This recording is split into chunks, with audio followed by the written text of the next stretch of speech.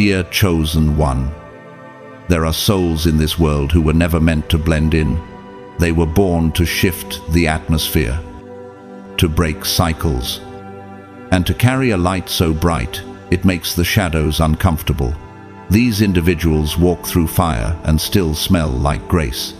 They endure betrayal, misunderstanding, spiritual warfare, and isolation, not because they are weak, but because they are marked by heaven, marked by purpose, marked by a divine energy that refuses to be extinguished.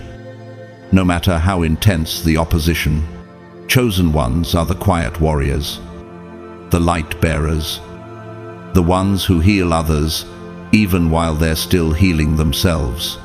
They carry ancient wisdom in their bones, compassion in their hearts, and thunder in their voices when truth needs to be spoken. They are not defined by society's rules or expectations. They are commissioned by the Most High for a mission that stretches far beyond the visible. And if you're listening to this, there's a reason. If you've ever been judged unfairly, betrayed when your heart was pure, or felt like no one truly understood your energy, you might be one of them. You might be one of the ones heaven chose before birth. And let this be known: anyone who harms a chosen one may not see the consequences immediately, but the universe always responds. Today, we're going to expose 9 powerful things that inevitably happen to anyone who dares to cross a chosen one. These aren't just events, they are spiritual laws in motion. This is more than a message. This is prophecy. This is your confirmation. And before we begin, I want to take a sacred moment to express deep gratitude to those who have shown love through super thanks. Your support, whether big or small, helps keep this mission alive. You are not just giving, you are planting seeds into something eternal. Thank you from the bottom of my heart for helping this light reach others. And even if you haven't donated, just your presence, your energy, your willingness to receive truth means everything. You are valued, you are seen, you are appreciated more than you know. Now, if this message found you right on time, if your spirit is already resonating, type 999 inch the comments. That number is not random. It's a divine code that symbolizes alignment, awakening, and stepping fully into your soul's mission. It's a declaration that you're ready to walk in your calling with power, purpose, and peace. And if you haven't already, don't forget to subscribe and turn on notifications, because more spiritually awakening, life-shifting messages like this are coming. This channel is your sanctuary for truth, empowerment, and divine insight. You're not just watching a video, you're stepping into your calling. Let's begin. God's chosen ones. 9 divine consequences for anyone who dares to touch you. Number 1. The moment they touch you, misfortune moves into their life like a storm. Chosen one. Do you understand the gravity of your presence on this earth? You are not merely walking through life unnoticed. You are a divine disruption, a signal of heaven's plan unfolding in real time. So when someone, in ignorance or arrogance, decides to target you, whether with slander, betrayal, manipulation, or harm, they're not just offending you. They are challenging the divine order that surrounds your existence. And what happens next? Misfortune begins to hunt them down like a shadow that will not lift. Have you ever wondered why people who once seemed unstoppable suddenly hit walls after crossing you? Why partnerships fail, careers crumble, or mysterious illnesses show up in the lives of those who mocked or attacked you? Is it just a coincidence? Or could it be that something far greater is at work?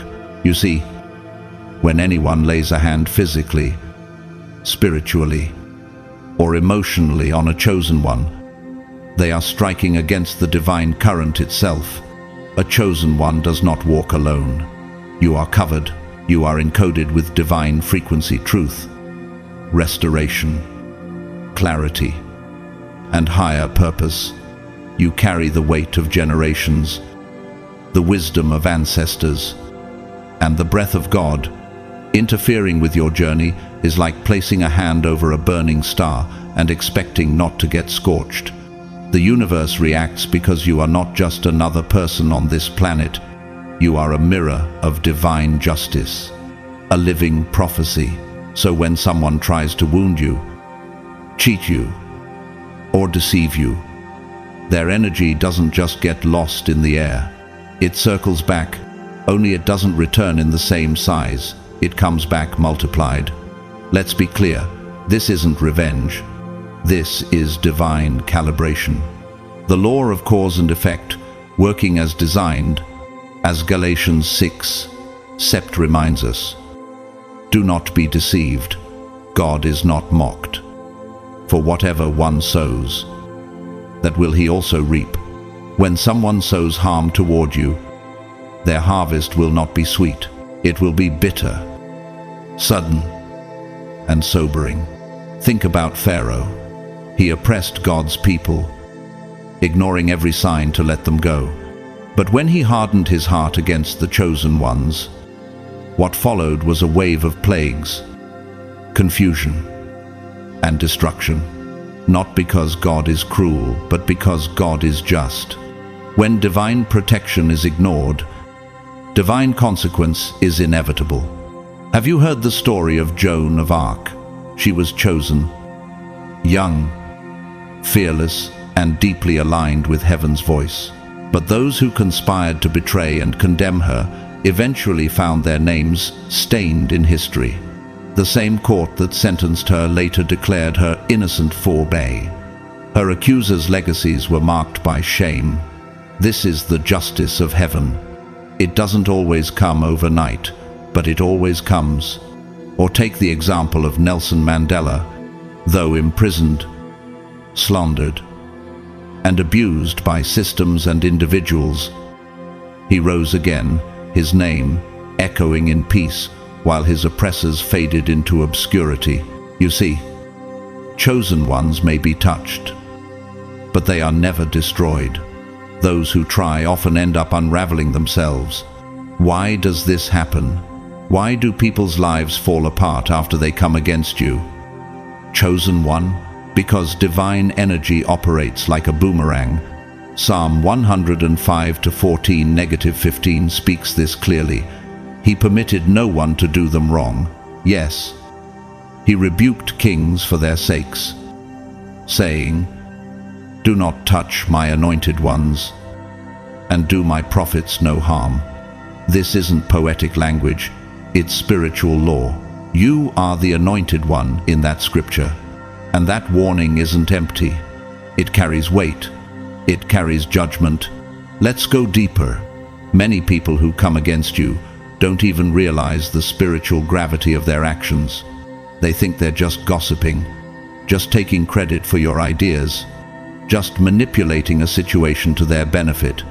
But spiritually, they are tearing at something sacred. And when they do, the universe doesn't wait. Their plans start to collapse. Relationships they once depended on begin to sour. Job promotions slip away. Peace disappears. Look at the story of Malala Yousafzai, targeted and shot for speaking truth. Yet her attackers are now remembered with disgrace. While she went on to win the Nobel Peace Prize and uplift millions, that's not just survival. That's divine reversal. That's what happens when someone tries to destroy what God has ordained. Romans 12:19 warns, "Beloved, never avenge yourselves, but leave it to the wrath of God. For it is written, 'Vengeance is mine, I will repay,' says the Lord." What does this mean for you, chosen one? It means you don't have to fight with the same weapons the world uses. You don't have to prove anything. You don't have to chase after justice, because justice is already following you, and so is consequence for them. Let's reflect on this in practical terms. Have you noticed certain people around you suddenly begin to experience bad luck after disrespecting or betraying you? Have former friends who turned on you suddenly found themselves stuck, sick, or strangely unstable? It's not always immediate, but it's often uncanny. That's what happened to one woman who was betrayed by a jealous co-worker. Her peer secretly undermined her for months, sabotaging projects, spreading rumors. But within a year, the co-worker lost her position, her reputation, and even had to file for bankruptcy. Meanwhile, the woman she tried to destroy was promoted and elevated by another company that valued her light. That's not luck, that's divine justice. In the story of Joseph from Genesis, his brothers sold him into slavery. They believed they had ended his dreams, but the very one they tried to destroy became the key to their survival.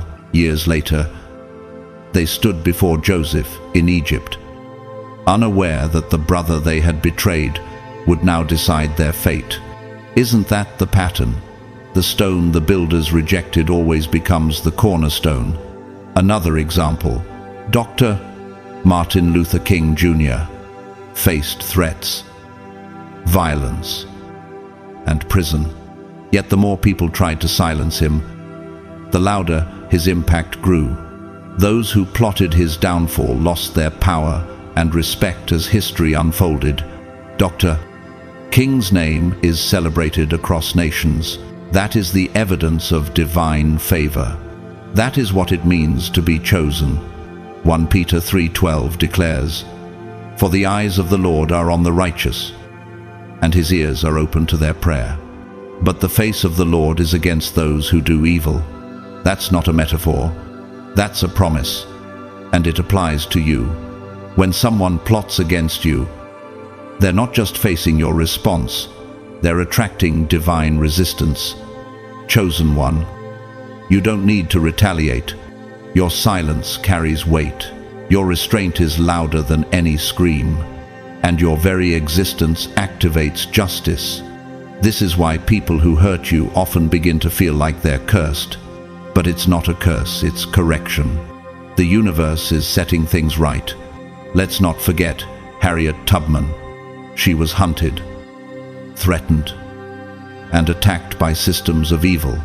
But despite all attempts to trap her, she always seemed a step ahead. She led hundreds to freedom, and every trap set for her became a trap for those who tried to stop her. That's the mark of divine protection. That's what happens when someone tries to interfere with a chosen mission. So here's the question. Who are you still trying to warn? Who are you still trying to explain your calling to? Why do you still feel guilty for someone else's downfall when all you did was walk in your light? The truth is, some people were warned by their own spirit not to mess with you, but they didn't listen. And now they're confused by the fallout. But Proverbs 26-27 tells us plainly, "Whoever digs a pit will fall into it. If someone rolls a stone, it will roll back on them." This is not superstition. This is spiritual symmetry. Even in celebrity culture, we see this principle. Look at how many entertainers, activists, or leaders were mocked at the beginning, only for their enemies to publicly apologize or disappear while they rose higher. Think of people like Chadwick Boseman, whose quiet strength stunned critics, or Oprah Winfrey, who was told she was unfit for television but now owns an entire network. The ones who doubted her vanished in the footnotes of time. So chosen one, never question the delays. Never second-guess the rejection. It's all part of the separation required for their misfortune to unfold and your elevation to begin. What they thought was just hurting you was actually triggering their own unraveling the 70.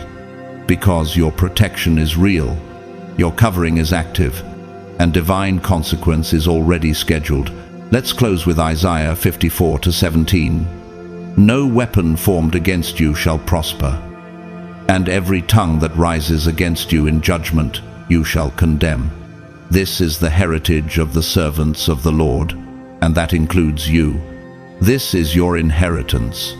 This is your spiritual insurance. So, are you still doubting your value because they walked away?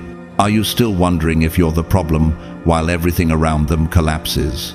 Or are you ready to walk boldly, knowing that anyone who dares to touch you will face not just your silence but heaven's response? You are a chosen one, and that means everything around you is governed by divine law. They may come close, but the moment they cross the line, misfortune meets them at the door. Number 2, the truth will hunt them down and expose every lie they told about you. There's a moment so silent, yet so powerful, when the universe begins to pull the curtain back. It doesn't happen with fireworks. It doesn't need your permission. It doesn't even require your voice. When someone lies on you, chosen one, when they craft a false story to discredit you, manipulate others against you, or distort your light with their shadow, the divine has already started the process of exposing everything they tried to hide. Because when deception collides with divine energy, one of them must fall. And it's never going to be you. There's a reason deceit doesn't survive around you. Your presence, your walk, your very essence is tied to truth. Not just truth as in facts, but universal truth, the kind that's encoded into the vibration of your spirit. When someone dares to slander you or hide something malicious behind a mask, your energy begins to dismantle that structure without you having to lift a finger. You are not just living in truth, you carry it. So, naturally, anything built on falsehood begins to shake and crack in your presence. How many times have you watched someone lie to your face, only to see them unravel weeks or months later? How often have people tried to smile while hiding a dagger behind their back, thinking they were clever, thinking no one would ever see, and yet their secrets leaked, their stories fell apart, and people started whispering about the very things they swore were hidden forever. This isn't karma in the traditional sense. It's something deeper. It's a collision between divine order and human deception. Proverbs 12:19 says, "Truthful lips endure forever." But a lying tongue is but for a moment. It's no surprise that liars eventually exhaust their own energy trying to keep up with their illusions. But chosen ones, you don't have to chase the lie. The lie runs from you. One story that echoes this truth is the downfall of Lance Armstrong. For years, he dominated professional cycling, celebrated as a hero. Even while hiding a massive doping scandal, those who questioned him were ridiculed or silenced.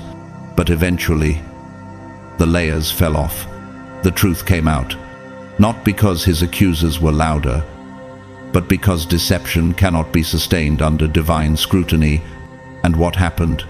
His name, once synonymous with triumph, became a cautionary tale about integrity.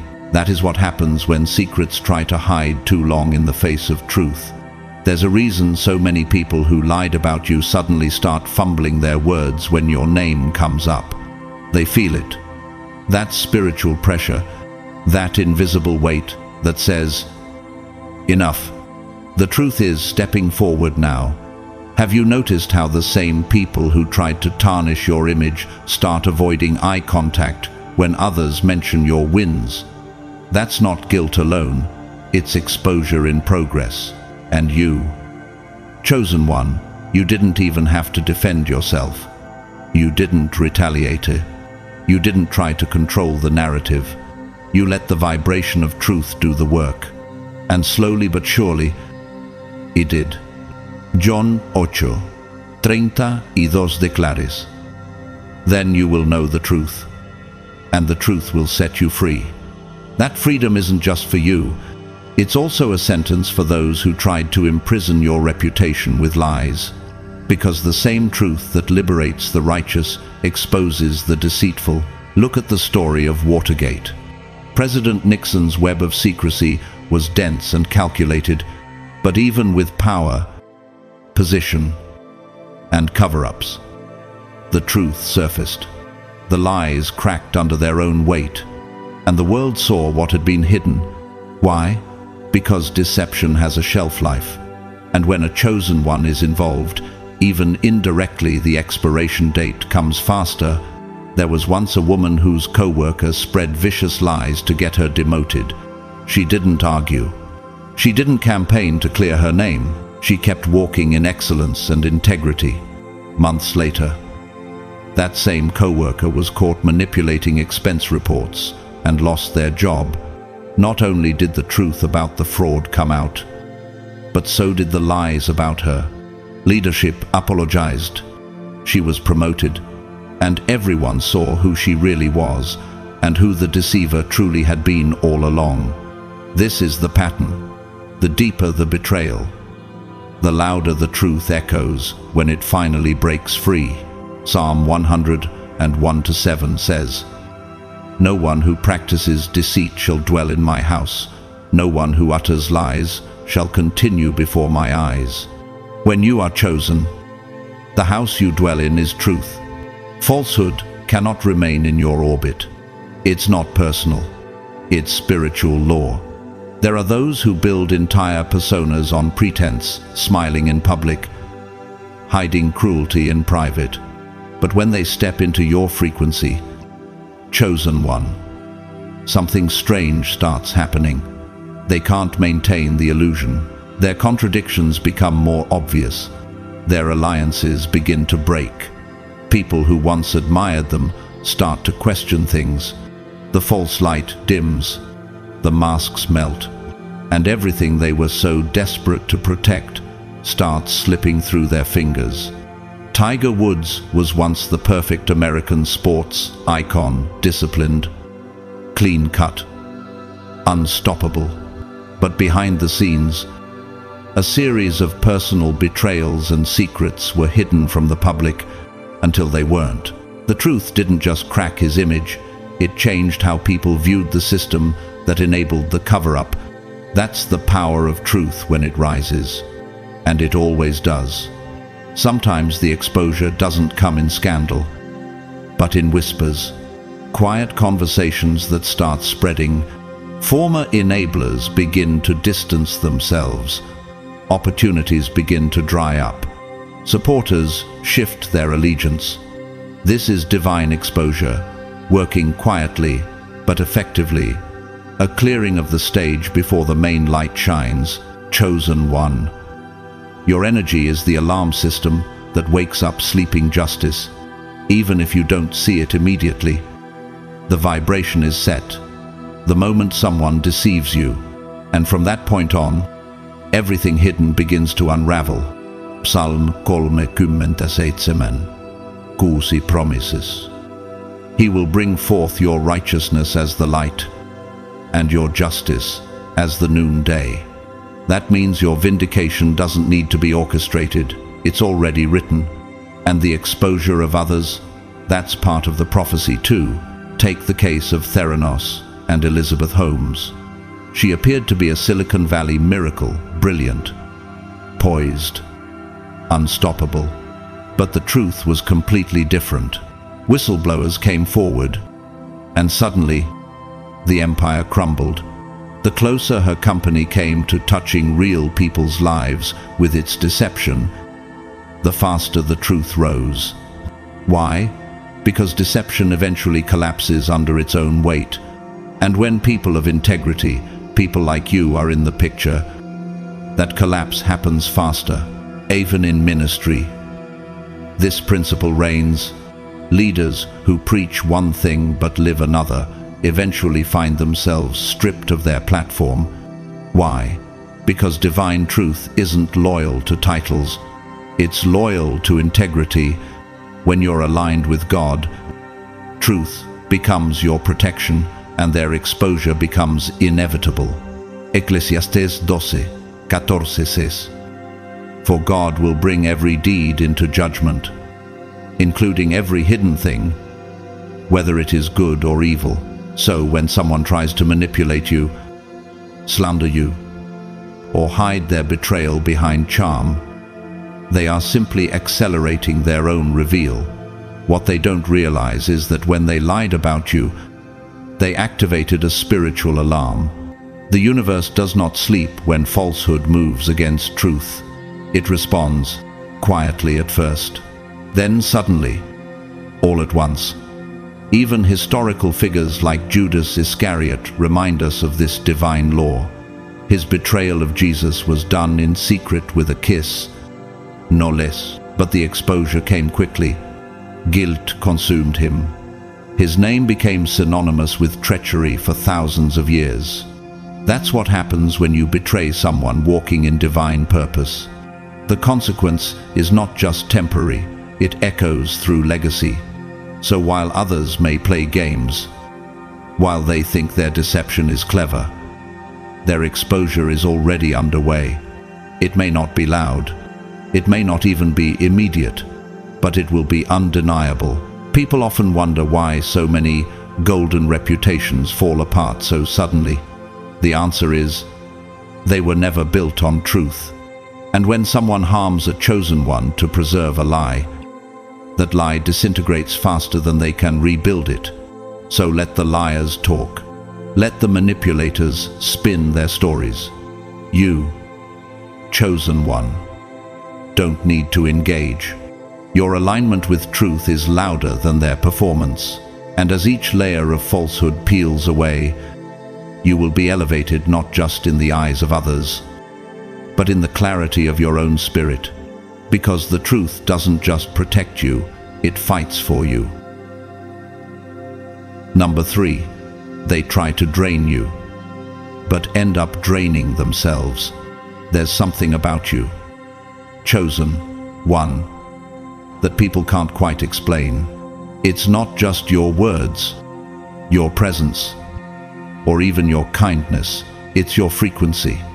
You radiate peace in chaos, strength in silence, and clarity when others are confused. But what draws people in isn't always pure admiration. Some come near you, not to grow, but to feed. They sense your divine light, and instead of honoring it, they try to siphon it. But what happens next? Their own energy begins to collapse. Why do people feel so energized around you, yet exhausted after trying to control or manipulate you? Why do they enter your life smiling, only to leave confused, bitter, or burnt out? The truth is, your energy was never meant to be stolen. It's sacred. It's protected. You are not just a nice person with good vibes. You are a spiritual power source. And when someone comes near you with selfish intentions, that divine current rejects their frequency. It does not entertain leeches. Instead, it drains the ones who try to drain you. Isaiah 40:31 reminds us, "But those who wait on the Lord shall renew their strength. They shall mount up with wings like eagles. They shall run and not be weary." This renewal isn't just poetic, it's energetic. Chosen ones are constantly being recharged by the divine. That's why you can pour into others and still remain standing. That's why you survive betrayals that would destroy other people. But those who come to exploit your energy without permission, they don't get replenished. They get exposed and exhausted. Let's look at a real-life story, the tale of Anna Sorokin, also known as Anna Delvey. She infiltrated elite circles by pretending to be a wealthy heiress, absorbing energy, resources, and trust from people who were genuinely trying to help her succeed. At first, she dazzled. But over time, those she used began to distance themselves, sensing something off, and soon, everything unraveled. Her lies consumed her, and her energy tanked. The courts didn't just sentence her financially, they sentenced her spiritually. Because exploitation always carries a cost. When someone attempts to exploit a chosen one's energy, especially without giving anything back, they unknowingly create a leak in their own spiritual field. What follows is not always dramatic. Often, it's quiet and progressive. They lose their peace. Their ideas become cluttered. Their creativity dries up. Their relationships become draining. Life feels heavier. Not because the chosen one cursed them, but because they cursed themselves through misalignment. Have you ever noticed someone who once thrived near you suddenly start deteriorating after turning against you or crossing boundaries? Have you seen their light dim, their voice lose confidence, their joy dissolve? That's the energy debt catching up to them. They borrowed what wasn't freely given. And the spiritual system always collects. Psalm 1-3 says of the righteous, "They are like trees planted by streams of water, which yield their fruit in season, and whose leaf does not wither." You, chosen one, are such a tree. But what happens when someone tries to cut pieces off your branches without care? They don't grow stronger, they begin to rot from the inside out. Because divine energy isn't transferred by force. It flows only through alignment. Many people think that standing next to you guarantees favor. They assume that your peace will rub off on them. Your protection will cover them. And your favor will follow them just because they're in your presence. But divine energy doesn't work like that. It cannot be imitated. It cannot be hacked. Take the example of the music industry. So many artists try to copy Beyoncé, not just her music but her aura, essence. Yet no matter how hard they try, they can't replicate her energy.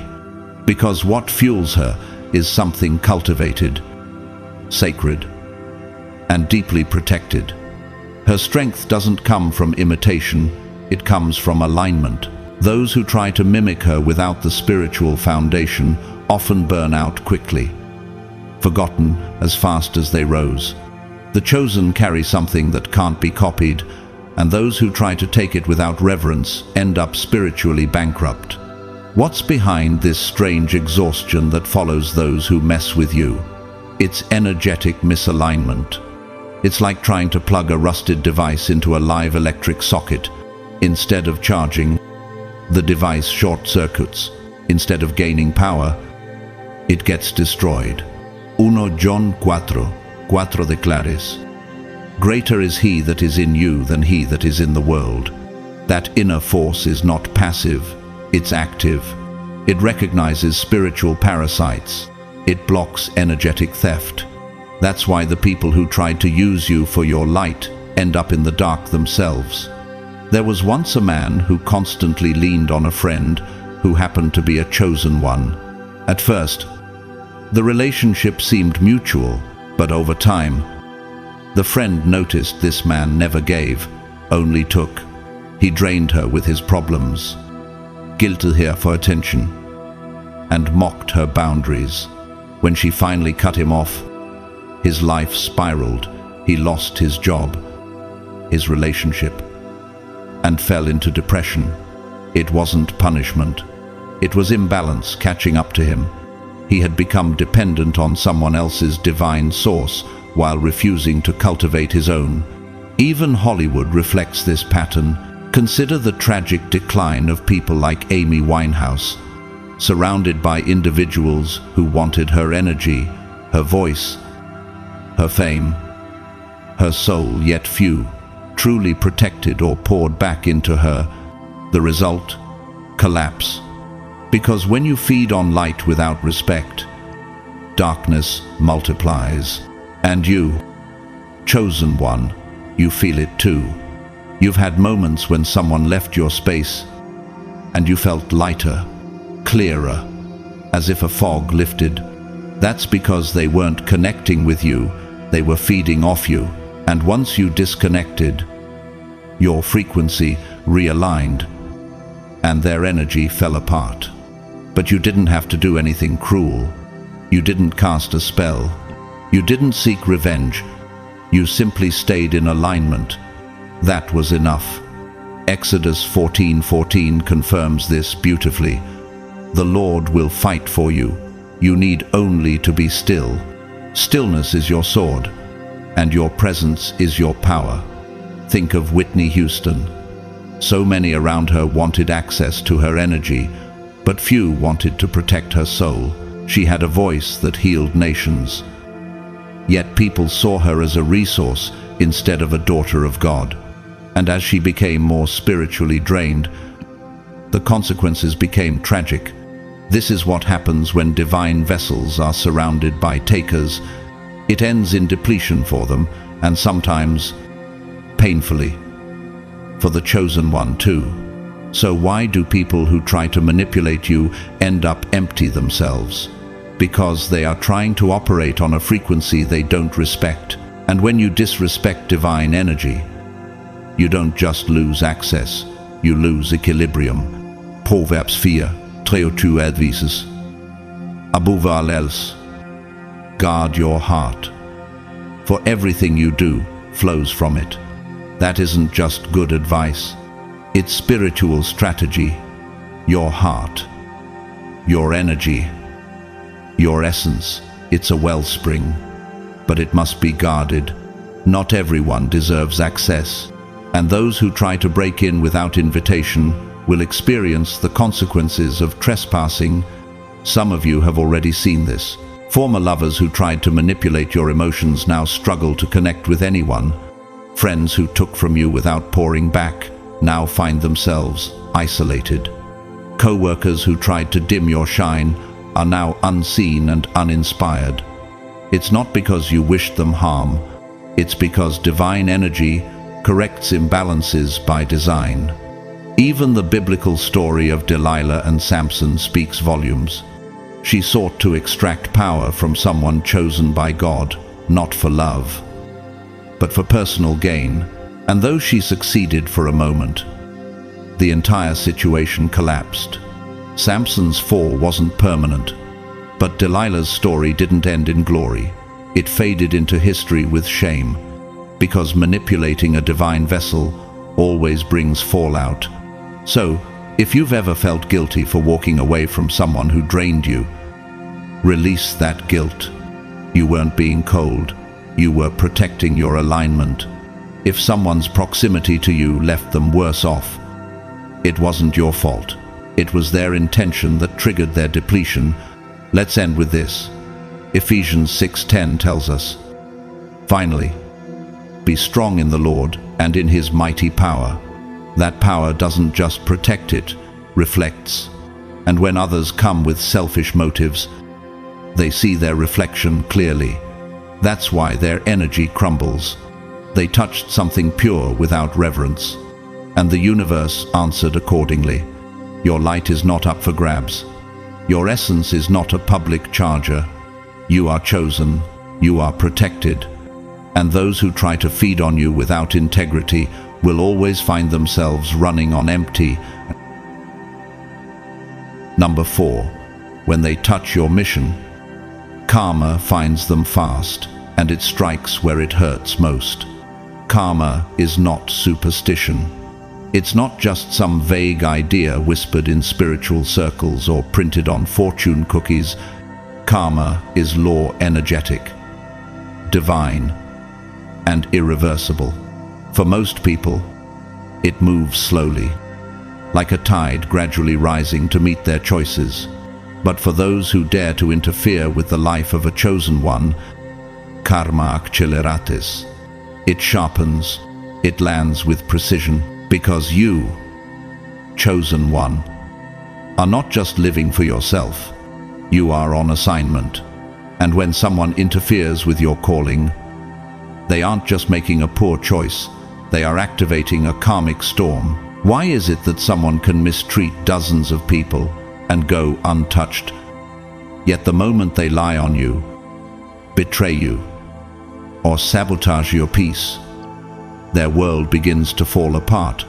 Why do their finances dry up, relationships crumble, and their name begin to rot from the inside out, often in ways they can't trace back to you?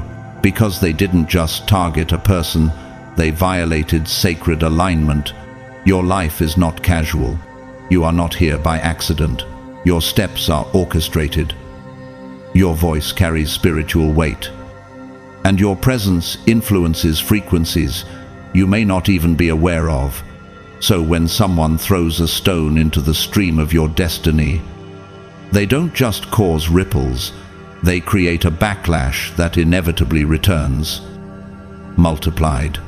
Galatians 6:7 says, "Do not be deceived, God is not mocked. For whatever one sows, that will he also reap." This scripture doesn't waver. It doesn't bend for the bold or the blind. It holds true, especially when the one being targeted is walking with divine purpose. The harvest of harm always comes, and it never looks like the seed they planted. It's bigger, heavier, unmistakable. Look at the story of Harvey Weinstein. For decades, he operated unchecked, exploiting power, suppressing truth, and silencing the vulnerable. But the moment the voices of truth aligned and stepped into the light, many of whom were walking in divine assignment, his empire fell. And not just financially, his reputation dissolved, his health declined, and his freedom was taken. That's not just public backlash. That's karmic gravity finally doing what it always does: return everything to its rightful source. Chosen ones often feel confused in the moment of betrayal. You ask, why did they get away with that? But wait, watch. Spiritual justice is never rushed, but it is always complete. The person who spreads lies about you may gain temporary popularity. The person who steals your ideas may flourish for a season, but the debt is already scheduled, and when it arrives, it strikes where they feel it the most. Isaiah 3:11. Woe to the wicked, it shall be ill with him. For what his hands have dealt out shall be done to him. This is not cruelty, it's divine reciprocity.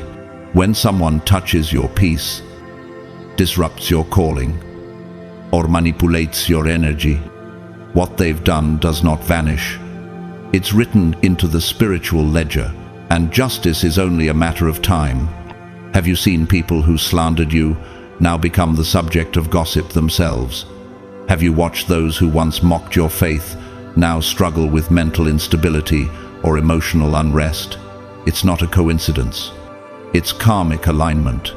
Consider the tragic fall of political leaders like Richard Nixon. He operated in deception, spying, lying, manipulating public perception, and though he initially escaped consequences, the truth roared back with fury. He resigned in disgrace. His name, once synonymous with authority, became a symbol of corruption. This is what happens when people think their power exempts them from karma. Chosen ones are not easily broken, but those who try to break them often find themselves shattered, not because you're vengeful, but because you're protected. And that protection is not passive, it is active, responsive, and deeply invested in your purpose. 1 Thessalonians 4:6 says, "The Lord is an avenger in all these things, as we told you beforehand and solemnly warned you." What does this mean?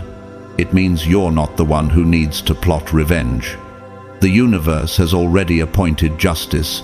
It knows where to strike. It knows when to strike, and it does not miss. Think of the betrayal of Julius Caesar by Brutus. That act wasn't just political, it was deeply personal. And though Brutus justified it in his mind, history has never looked kindly on his name. His betrayal birthed chaos in Rome, and his own downfall came swiftly. That's not just poetic history, that's karma playing out across time. And in modern life, it happens just the same. A woman once told the story of her ex-husband, who emotionally and financially abused her while she tried to serve God and raise their children in peace. She left quietly, with dignity, never speaking ill of him. Within 2 years, his business failed, his second marriage crumbled, and he faced multiple lawsuits. She hadn't lifted a finger, but divine justice had. Psalm 94:23 offers reassurance. He will bring back on them their iniquity and wipe them out for their wickedness. The Lord our God will wipe them out. These are not just verses for comfort. They are spiritual contracts. And as one who walks with God, these contracts cover you daily. Some may think karma is delayed, but in the life of the chosen, it is precise. Just because you didn't see it doesn't mean it didn't arrive. Some consequences show up behind closed doors. Their anxiety increases. Their sleep disappears. They start to feel lost, directionless, plagued by things they can't explain. No matter how they dress it up for public view, they are unraveling because they touched something they shouldn't have. Your destiny. Have you ever witnessed someone who betrayed or mocked you suddenly become their own worst enemy? They begin to make poor choices. Doors begin to shut. Connections begin to dry up. That's because the universe is not punishing them, it's correcting them. It is rebalancing the scales that their actions tilted, even in the life of celebrities. We see this. Look at Ellen DeGeneres. Once beloved, her mistreatment of staff came to light, though it was ignored for years. When enough energy shifted, when enough truth aligned, the backlash came in waves. Her show ended. Her reputation declined. What was once protected by public illusion was suddenly laid bare. Because karmic debt may be delayed, but it is never denied.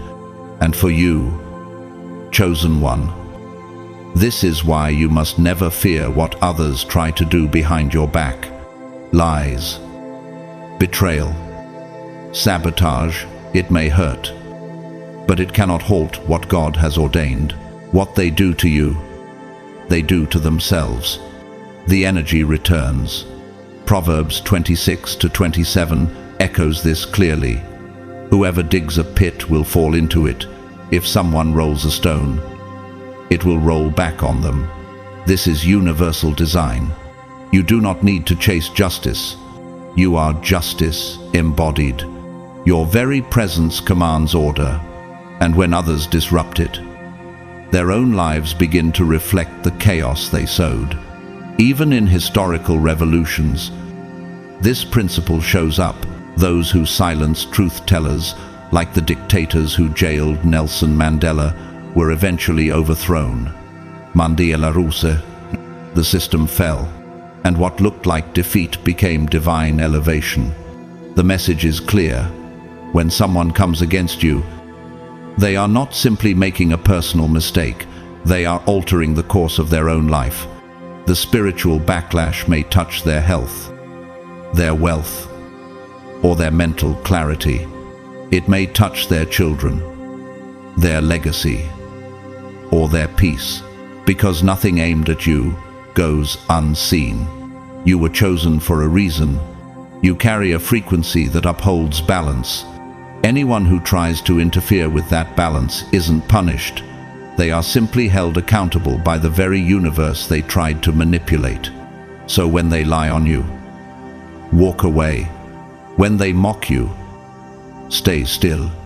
When they betray you, let them, because while they celebrate temporary wins, karma is quietly writing the bill. And when the time is right, it will be delivered. Number 5. They hurt you and walked away smiling, but now guilt follows them like a shadow they can't escape. At first, it looks like they won.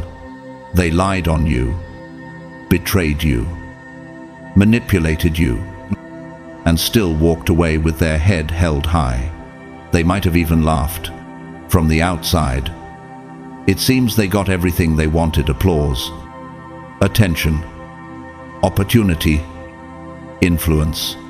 But something unseen has already started to chase them. It's not the law. It's not revenge. It's something deeper. It's guilt. A kind of spiritual unrest that starts quiet, like a whisper in the background. But chosen one, that whisper doesn't stay quiet for long. It begins to echo. Then it haunts. Why do people who betray those walking in divine alignment always seem to end up restless? Even when they've won, why do the very things they once craved start to feel empty in their hands? Because the soul knows what the ego tries to hide. Even if the mind rewrites the story to justify the wrong, the heart refuses to forget the truth. And when that truth involves hurting someone walking in light, someone anointed for a divine assignment, the consequence is not just external, it's internal. They don't carry the wound you carry. They carry the wound they inflicted, and it grows heavier over time. Hebrews 10:30 reminds us, "For we know him who said, 'Vengeance is mine, I will repay.' And again, 'The Lord will judge his people.' This judgment is not always a dramatic fall. Sometimes it's a slow unraveling, a victory that tastes like ash, a guilt that gnaws at the soul. That's divine justice from the inside out. Take the story of Judas Iscariot. He betrayed Jesus for silver. At first, he seemed composed, like his plan had worked. But Scripture tells us that not long after, he was overwhelmed by sorrow. He threw the money away and took his own life. Why? Because the guilt of betraying light was heavier than any reward he gained from it. That's the true weight of spiritual guilt. It doesn't always shout, but it never let go. Chosen one, you don't always see this happen, but you feel it. Have you ever sensed that someone who hurt you was never truly at peace afterward? They moved on in the natural, but in the spirit, they never did. You could feel their energy shift, even if their smile remained the same. This is the psychic scar your presence leaves behind, not because you cursed them, but because your soul is truth, and violating truth always leaves a mark. Psalm 32:3-4 speaks directly to this. When I kept silent, my bones wasted away through my groaning all day long. For day and night your hand was heavy on me. My strength was sapped as in the heat of summer. That is what guilt feels like to someone who harmed you. It becomes a hidden illness, draining strength they can't seem to recover. Let's look at a real-life example. Tiger Woods. Though revered as a champion, the world watched as personal betrayals eventually surfaced. After his infidelities were revealed, his performance dropped dramatically. Endorsements vanished. Public trust shattered. But perhaps most painful was his visible emotional decline. Behind the medals and headlines was a man haunted by the cost of his own choices. That's not just public scandal, that's internal consequence. Guilt doesn't just visit at night, it visits in silence, during celebrations, on vacations. In new relationships, it plants seeds of doubt, whispering, "You shouldn't be here. You know what you did." And those whispers grow. Chosen one, your energy doesn't just awaken peace, it exposes deception. And when someone steps outside of alignment to hurt you, they are stepping out of their own soul's peace. That's why even when they gain what they wanted, they lose themselves in the process. Have you ever seen someone who once seemed to flourish after leaving or betraying you suddenly start to unravel? Not publicly, but emotionally. They begin posting cryptic messages, smiling less, trusting fewer people, pulling back. That's not healing, it's hauntedness.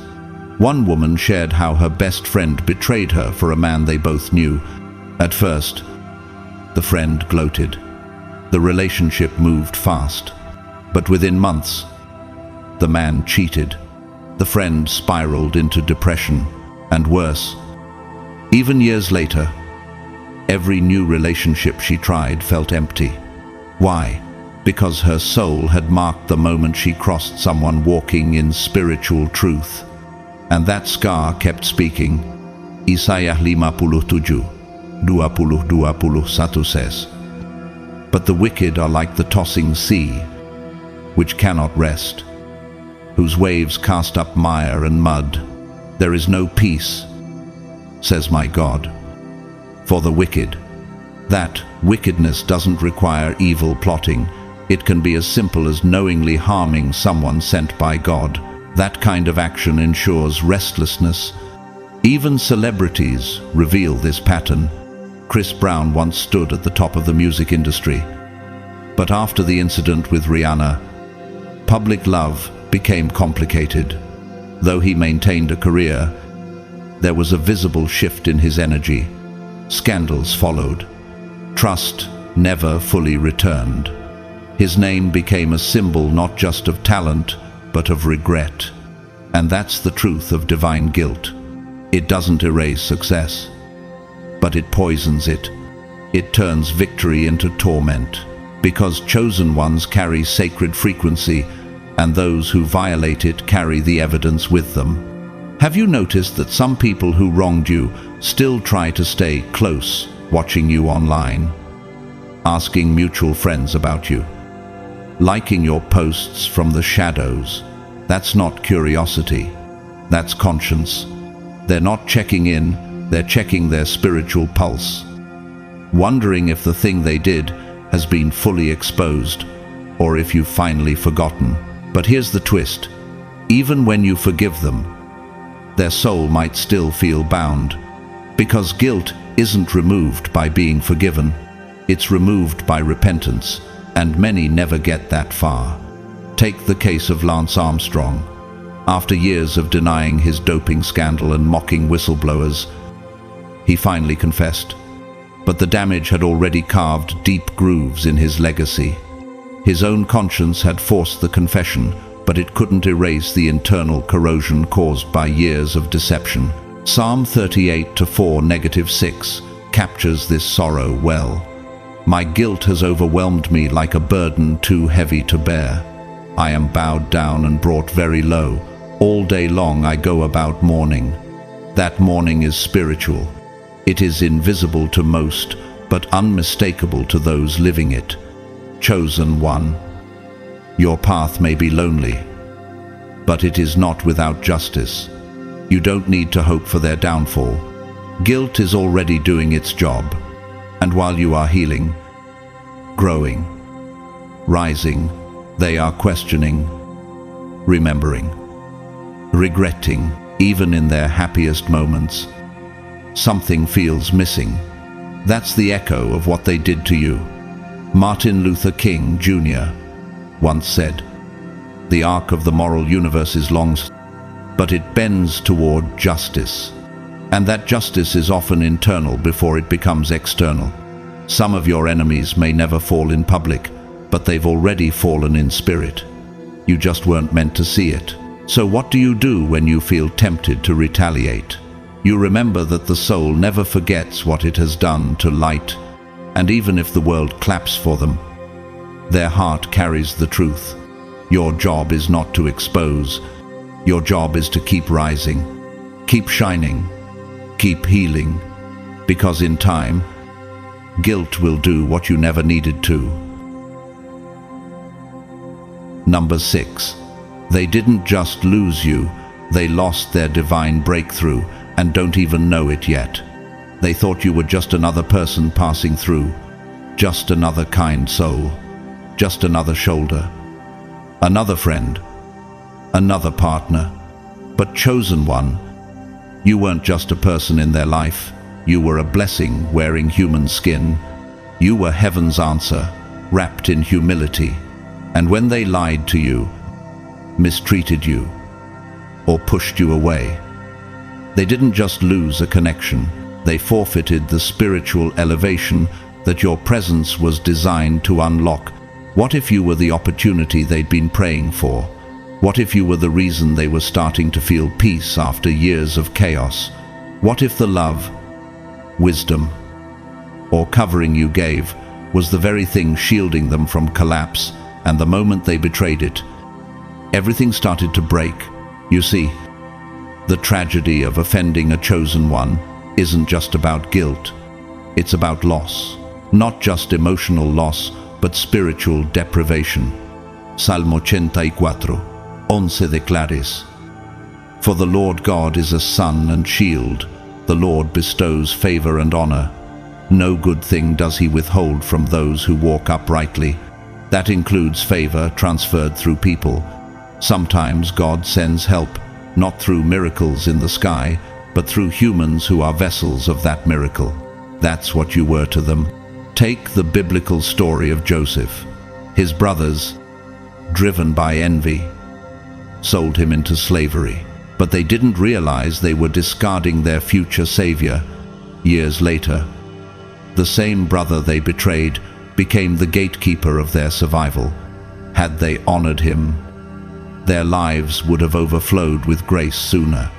But betrayal delayed their blessing and deepened their hunger. The same pattern shows up in everyday life. A man once shared how, during his lowest season, a friend stepped in, prayed with him, helped him financially, gave him honest direction, but over time, pride made him distance himself.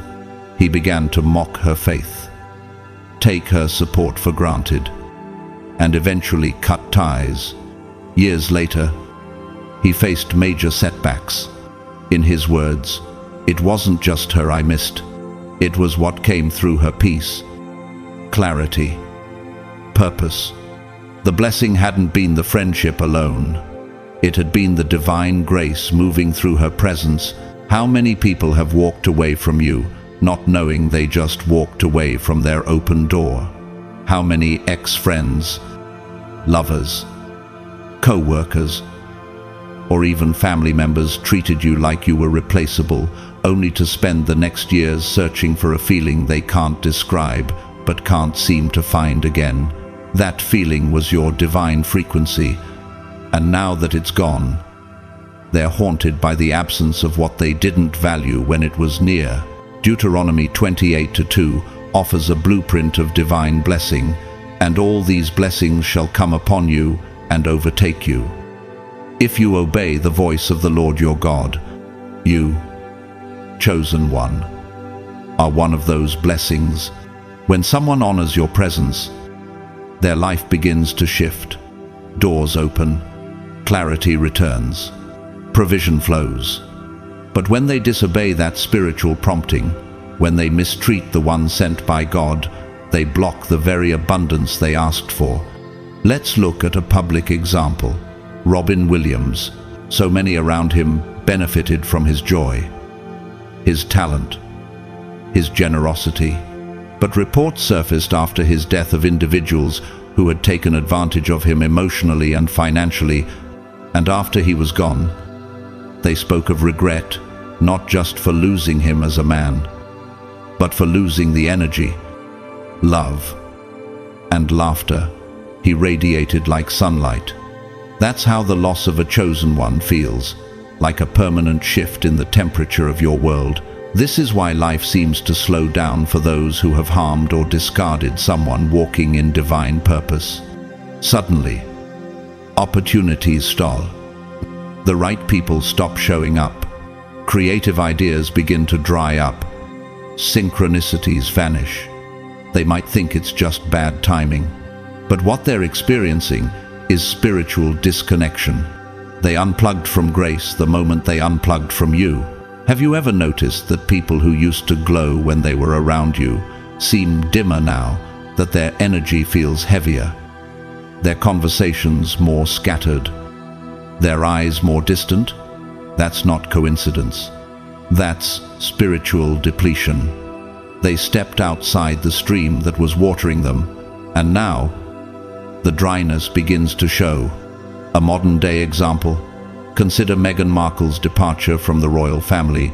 Whether loved or criticized, her presence brought a fresh, global energy to an ancient system. But once she was rejected, that same system began experiencing deep public criticism, exposure, and division like never before. Whether people realize it or not, rejecting someone carrying divine reform comes with a cost. Proverbs 3:27 says, "Do not withhold good from those to whom it is due, when it is in your power to do it." And yet, many withheld love, loyalty, or respect from you. Even though they knew you were good, they turned your offering of peace into a battlefield, and now they wonder why the ground around them no longer bears fruit. Chosen one, your absence is not just emotional, it's spiritual, it's energetic. And when people lose access to your presence, they lose access to the portal you carried. A woman once said her ex-partner only began to realize what he had lost when every new relationship failed to feel fulfilling. He admitted, "You prayed for me, you believed in me. I didn't even believe in myself back then." He wasn't mourning the relationship, he was mourning the loss of divine connection. Isaiah 30:1 warns, "Woe to the rebellious children, says the Lord, who take counsel, but not of me, that they may add sin to sin." Betraying someone sent by God is spiritual rebellion, and rebellion always delays blessing. Even in the entertainment world, we see this. Take Dave Chappelle. After walking away from millions, many mocked him. But what was missed was this: the industry had mistreated someone carrying generational brilliance, and years later, those same platforms that dismissed him desperately tried to restore that connection because they realized too late what they had lost. That's the spiritual law. When a chosen one leaves, the blessing they brought leaves too. Have you ever felt the Holy Spirit urging you to bless someone, only to watch them disrespect you? That blessing was tied to your obedience, and their reaction shut the door on something they didn't even see yet. Your presence was never just about friendship.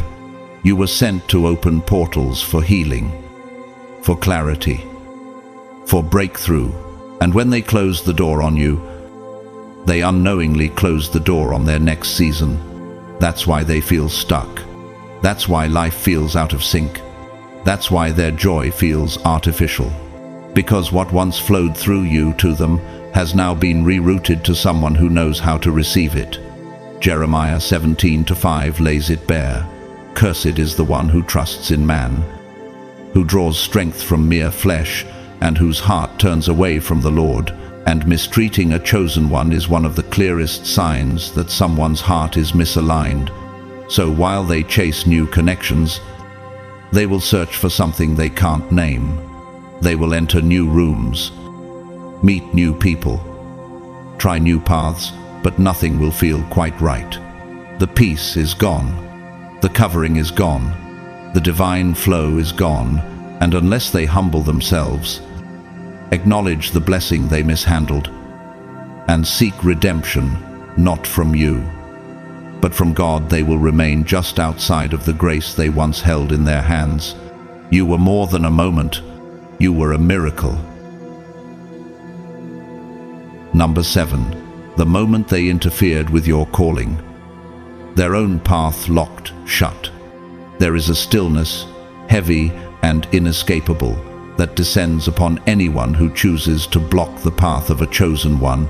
At first, they don't recognize it. They think they're just having a rough week, that things will bounce back, that it's just stress or bad timing. But slowly, surely, unmistakably, the walls begin to rise. Doors that once opened for them with ease now remain sealed. Relationships begin to crumble. Inspiration fades. Even their prayers start to feel like they're echoing into a void, and they can't understand why. But chosen one, you understand. Because what they're experiencing is not random, it's not misfortune. It's spiritual blockage triggered by their interference with someone anointed, someone sent, someone protected. That someone was you. Why does the universe respond so dramatically when someone tries to block your light? Because you're not just living life, you're fulfilling a mission. Your presence carries a divine frequency. Your footsteps are ordered. Your words have been pre-weighed in heaven before they ever reach your tongue. You are part of the architecture of spiritual restoration on earth. And when someone gets in the way of that, whether through lies, manipulation, slander, or sabotage, the consequences ripple through their entire existence. Isaiah 45:9 warns us, "Woe to the one who quarrels with his maker, an earthenware vessel among the vessels of earth. Will the clay say to the potter, 'What are you doing?'" This verse speaks not just of rebellion, but of people who forget their place in the divine design. When someone disrupts the blueprint of a chosen soul, they are resisting the very hand of God. And resistance of divine order always leads to spiritual shutdown. Let's take a real-life example. Look at Elizabeth Holmes, founder of Theranos. Her story wasn't just one of corporate fraud, it was spiritual misalignment. She presented herself as a healer, a visionary, someone bringing breakthrough, but behind that image was deception. And when she misled others, especially those genuinely seeking hope and healing, she didn't just lose investors. Her entire life began to unravel. The spiritual toll showed up in the collapse of her reputation, credibility, and vision. When we block those on a divine mission or pretend to be one, spiritual quarantine begins. Have you ever watched someone who once walked confidently into rooms now hesitate, second guess, or isolate? Someone who used to dream big now talks small. That's the spiritual fog creeping in. They can't see clearly because their energy is no longer aligned with divine flow. The book of Job gives another glimpse.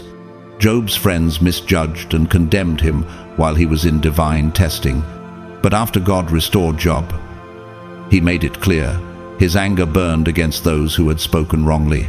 Job 42:7 says, "I am angry with you, because you have not spoken the truth about me, as my servant Job has."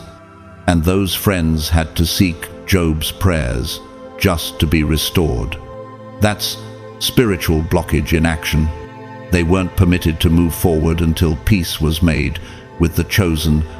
So why does life slow down for those who come against you? Because grace lifts. Favor freezes. It's not about revenge, it's about protection. When someone harms you, chosen one, it's like trying to pour poison into a holy well.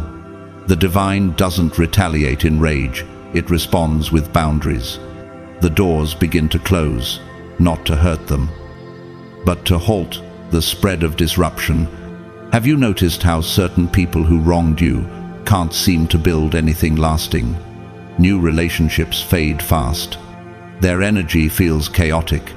Even their spiritual practices begin to fall flat. That's because divine frequency has withdrawn, the oil has dried up.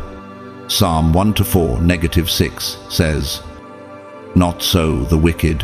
They are like chaff that the wind blows away. The way of the wicked leads to destruction." And often, that destruction starts with delay, with nothing moving forward, with doors staying closed, not as punishment, but as spiritual consequence. There's a story of a man who mistreated a woman who had been a source of healing, encouragement, and prayer in his life. He left her, dismissed her warnings, and mocked her faith. For a while, things seemed fine, but over time, His life began to feel stagnant. He tried everything: business ventures, self-help, new mentors, but nothing moved. Years later, he confessed to a mutual friend, "Ever since she left my life, it's like something's missing. Like I'm locked out of something I used to feel, even if I didn't understand it then." That something was grace. And until he faced the damage he caused, his own life would remain in limbo. Consider also the story of King Saul. When he disobeyed God and began to persecute David, God's chosen successor, his kingdom began to decay. His connection to God weakened. His peace left him. He was tormented by restlessness, jealousy, and confusion. That's the reality of spiritual blockage. It begins when someone dares to stand in the way of a mission they don't even fully understand. In the modern world, even entertainers reveal this pattern. Britney Spears, misunderstood, mishandled, controlled by those who claim to protect her, was silenced for years under a conservatorship. But when the truth began to rise and her supporters, many with deep spiritual callings, stood up for her freedom, those who had kept her bound began facing public backlash, legal battles, and shattered reputations. Blocking the path of someone chosen doesn't end in silence, it ends in divine disruption. Exodus Chetrapadsmit Ashuresus. The Lord will fight for you. You need only to be still. That's what you've done. Chosen one, you didn't seek revenge. You didn't try to prove yourself. You remained still, and the divine went to work on your behalf. And as you kept walking, their roads started to collapse. You carry a frequency that opens portals for creativity, favor, healing, and growth. But when someone tries to block you, they're not just blocking you, they're closing their own access to everything that your alignment would have unlocked in their life. And until they acknowledge what they've done, nothing will feel right again. They'll pray, but feel disconnected. They'll plan, but find no momentum. They'll try but feel like they're moving in circles. That's not misfortune, it's consequence. One businesswoman once shared how, after betraying her spiritual mentor to chase a shortcut, she made more money than ever, but felt more lost than ever. "I was hitting goals," she said, "but it all felt wrong. I started to feel like I was living in a house without windows." Her mentor hadn't cursed her. The divine simply sealed the atmosphere around her until she faced her error. That spiritual quarantine. Romans 2-6 echoes this law. God will repay each person according to what they have done. This repayment isn't always public, but it is always precise.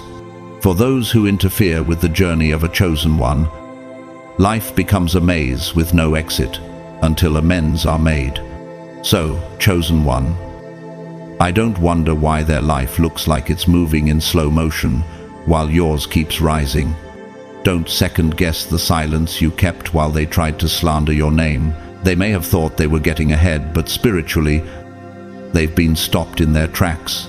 The universe does not forget when someone obstructs a divine mission. It records every interference. And unless they seek restoration, not just with you, but with the source, you will continue to soar while they remain grounded. Unable to understand why life no longer responds to their touch, because what they tried to block in you, they accidentally blocked in themselves. Number 8. In trying to silence your light, they buried their own voice. At first, they thought they were winning. Their words sounded louder. Their platforms looked bigger. They believed they were in control, manipulating conversations, influencing opinions, even convincing others to question your value. But the moment they tried to control, suppress, or overshadow a chosen one, the countdown began. not for your downfall, but for theirs, because chosen one. Divine light cannot be dimmed, and anyone who tries to mute your calling will eventually lose their own voice in the process. Why does it happen so consistently? Why do people who attempt to block your elevation often end up watching their own influence shrink? It's not coincidence. It's not karma alone. It's spiritual backlash. Because when someone attempts to steal attention from a divine assignment, the light doesn't shift to them, it withdraws from them entirely. Psalm 75:7 says, "It is God who judges. He brings one down. He exalts another." That's the unseen hand behind every rise and fall. When someone tries to elevate themselves by tearing down someone chosen, they activate a reversal they didn't see coming. And what once looked like applause turns into awkward silence. Their credibility thins, their audience disappears, their voice grows faint, and your light, it keeps growing. You see, influence is not just about platforms, followers, or clout. True influence is spiritual resonance. It's the ability to move people from the soul outward, and only those walking in truth carry that power authentically. When someone tries to mimic, copy, or block a chosen one's light, they might get temporary attention, but it never lasts. Why? Because the source never fuels manipulation. Think of King Saul and David. Saul was once celebrated, respected, feared, but when David stepped onto the scene pure, anointed, and aligned with divine purpose, Saul began to crumble. Not because David fought him, but because Saul tried to destroy someone God had already chosen, and in doing so, he lost everything.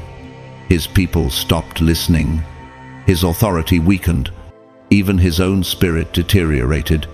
That's what happens when someone tries to suppress what heaven has endorsed. This pattern still plays out today. Consider the case of media personalities or politicians who build their brands by attacking others, especially those with sincere callings or clear light. Over time, the public sees through the theatrics. The initial noise fades, and the one who was targeted rises beyond the drama. Remember Colin Kaepernick, vilified and silenced for kneeling in protest. He was blackballed, and yet, years later, his influence only grew, while many of those who mocked him quietly lost credibility. The voice they tried to bury became global, and theirs dimmed. Why is this so common? Because trying to control the destiny of a chosen one is like trying to grasp fire with bare hands. The more they squeeze, the more they burn. The more they press, the more their own influence collapses under the weight of ego and error. Isaías 11:4. The eyes of the arrogant will be humbled, and human pride brought low.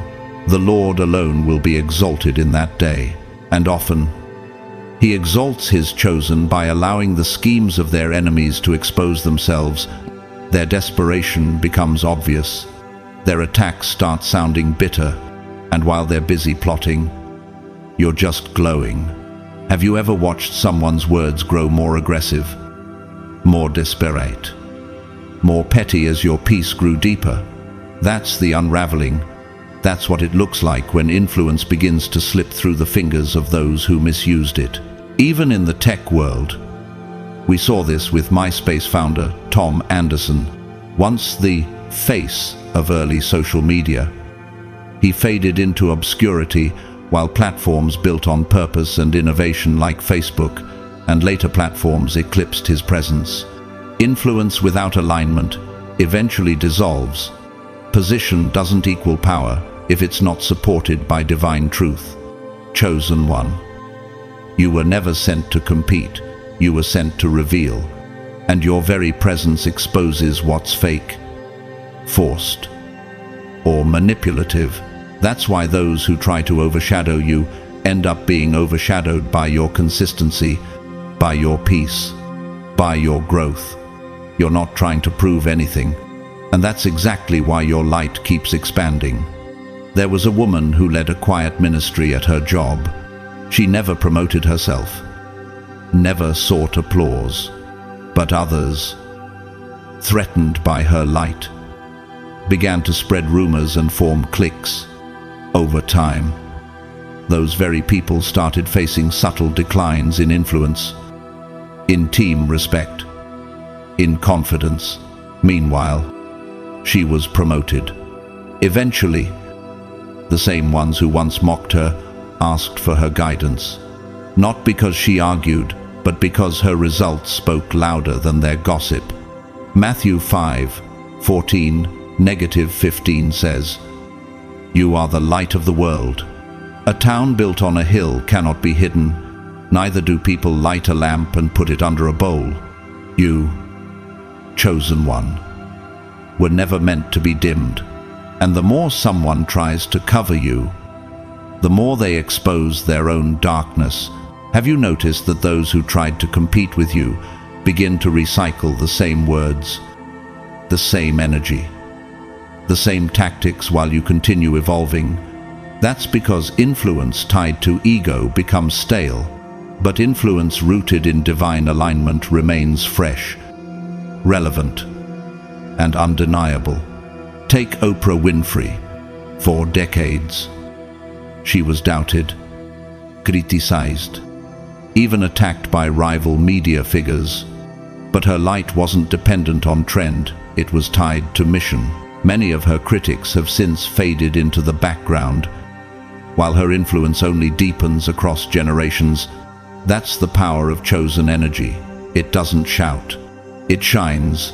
Proverbs 11:9 teaches, "With their mouths the godless destroy their neighbors, but through knowledge the righteous escape." In other words, they may try to take you down with words, but your wisdom and integrity are what preserve you. And their own words come back to choke their momentum. So what happens when someone tries to silence your purpose? They trigger the collapse of their own platform, because the divine doesn't reward those who try to hinder what he has set in motion. Instead, he strips the false influence and reassigns visibility to those who walk in truth. There was once a man who blocked a talented peer from receiving a promotion out of insecurity. He manipulated leadership into doubting her potential. She walked away quietly, but months later, his own department began to decline. He lost respect, lost innovation, and eventually lost his title. Meanwhile, she was hired at another firm and led a project that received national acclaim. What he tried to stop ended up surpassing him. That's divine reversal. 1 Peter 5-6 sums it up perfectly. Humble yourselves, therefore, under God's mighty hand, that he may lift you up in due time. And that's exactly what's happening to you. While they tried to push you down, you stayed humble. And now, you're being lifted, not because you shouted, but because you stayed. So if they mocked you, let them. If they underestimated you, let them. If they tried to erase you, let them. Because soon, you'll look around and realize their noise has stopped, their audience has moved on, their voice has dimmed, and you're still rising. They didn't just lose their influence when they came against you, they handed it over. Number 9. They will be forced to learn a lesson no matter how long it takes. God's chosen ones. Do you know what happens when someone thinks they can touch what's sacred and walk away untouched? The answer is simple. They're wrong. Every spiritual offense, every betrayal against a chosen soul, plants the seed of a future lesson. And unlike worldly punishment, these divine lessons don't operate on your timeline. They unfold in the perfect timing of the universe. It may take months, it may take years, but rest assured, the bill always comes due. How many times have people hurt you, walked away, laughing, and seemed to prosper while you cried in silence? How many nights did you wonder if justice would ever catch up? But here's the truth. Divine justice doesn't rush, but it never forgets. Those who harm a chosen one sign up unwittingly for a spiritual education that will break their pride and rebuild their soul. They think they're strong now. But life is about to humble them in ways they didn't expect. Let's get clear. This isn't just karma, it's correction. It's God's way of realigning a lost soul back to truth through the very pain they caused others. Their ego will be dismantled. Their illusions of control will collapse. Their victories will turn into burdens. And the very things they boasted about will be taken from their hands. Why? Because they disrespected a divine appointment. Because they mishandled a vessel sent to elevate them. Because they didn't recognize that hurting a chosen one is the same as resisting God's plan. Do not be deceived. God cannot be mocked. A man reaps what he sows. Galatians 6:7 NIV. This lesson might come through personal loss. It might arrive through public humiliation. Sometimes it comes in the form of regret, so deep they can't sleep, or opportunities drying up one after another. Whatever the form, it hits with precision, not because God is vengeful, but because God is holy and he defends his anointed without fail. Think about Judas Iscariot. He thought he was in control when he betrayed Jesus for silver. But the weight of that decision became unbearable. He couldn't live with the realization that he'd betrayed the one sent to save him. The lesson came, not as external judgment first, but as an internal collapse. That's often how divine lessons begin. The mind unravels, the heart breaks, and the soul finally listens. Touch not mine anointed, and do my prophets no harm. End of Chronicles 16:22, Kelojeva. Real life example. Consider the case of whistleblowers like Jeffrey Wigand, who exposed Big Tobacco's lies.